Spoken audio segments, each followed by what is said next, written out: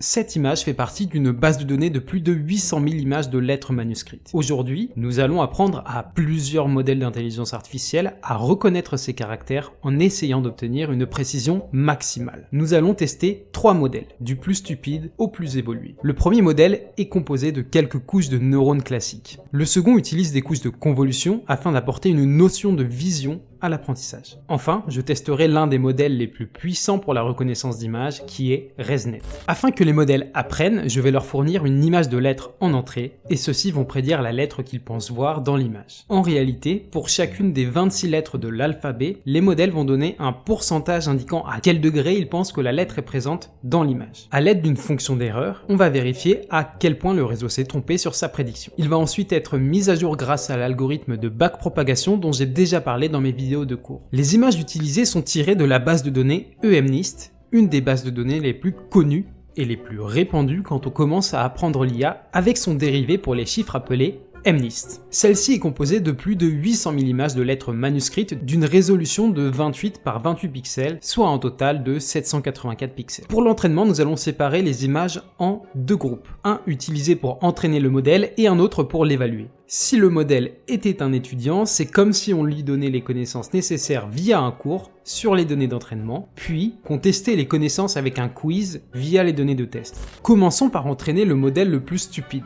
Il est composé de seulement 3 couches de neurones et prend en entrée un vecteur de 784 pixels de l'image. Son entraînement n'a pris que 7 minutes, et le score n'est pas si mauvais. La précision est de 71%, c'est pas si mal pour un modèle si simple. Si on regarde un peu plus dans le détail les erreurs qu'il fait, on se rend compte qu'il a du mal à gérer les petites ambiguïtés. Par exemple, sur cette image, on peut voir qu'il a prédit la lettre H alors que c'était une lettre U. Ajoutons désormais un peu plus de complexité à notre modèle. Le second modèle ajoute une surcouche devant les neurones artificiels qui permet d'extraire les informations de l'image d'entrée. On utilise en réalité des couches de convolution qui viennent appliquer un filtre sur l'image et extraire des informations sur des régions particulières. Plus on applique l'opération de convolution, plus on va venir extraire des informations globales de l'image. Pour rester simple, je n'utilise que 2 couches de convolution et j'ai légèrement modifié les couches de neurones qui suivent. L'entraînement est à peine plus long que pour le précédent réseau, 8 minutes. Pourtant, la précision a grimpé à presque 92%, ce qui est vraiment bien, surtout pour un modèle qui reste aussi simple. Si on s'intéresse aux erreurs qu'il fait, on peut voir que c'est encore des images où il y a des ambiguïtés. Même moi, je ne suis pas certain parfois du vrai résultat. Mais peut-on encore améliorer le résultat? Eh bien oui, et c'est pour ça que nous allons utiliser l'un des modèles les plus connus pour la reconnaissance d'images,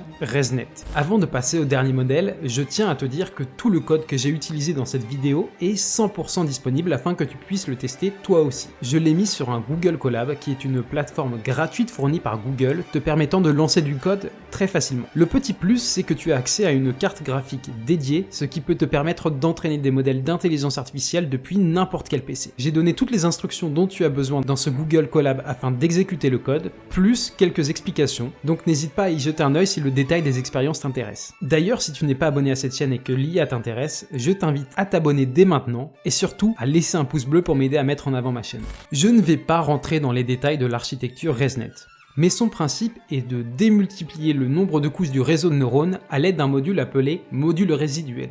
Grâce à celui-ci, on peut ajouter plein de couches au réseau de neurones sans impacter le temps d'entraînement. Pour l'entraînement sur EMNIST, j'utilise la version de ResNet 18 composée d'un total de 18 couches de convolution. Et afin de ne pas avoir à entraîner ce modèle à partir de 0, je vais utiliser une méthode appelée fine-tuning. Son principe est d'entraîner le modèle sur une base de données proche de notre problème, par exemple un autre problème de classification. Ensuite, l'idée est d'utiliser les poids du modèle entraîné afin de recommencer l'entraînement sans avoir à repartir de 0 et en ayant une petite base de connaissances. En l'occurrence, je charge un modèle qui a été entraîné à l'origine sur la base de données ImageNet. Cette manière de procéder est très fréquente pour l'apprentissage de réseaux de neurones.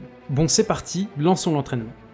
Cette fois-ci, l'entraînement est beaucoup plus long, 1 heure et 40 minutes. Mais c'est normal, l'architecture est bien plus complexe. Mais qu'en est-il des résultats? La précision est désormais de 95%. On se rapproche petit à petit des 100%, mais nous n'y sommes toujours pas. Pourtant, le résultat de la fonction d'erreur a énormément diminué. Donc pourquoi n'avons-nous toujours pas de meilleurs résultats? Eh bien c'est dû au phénomène d'overfitting.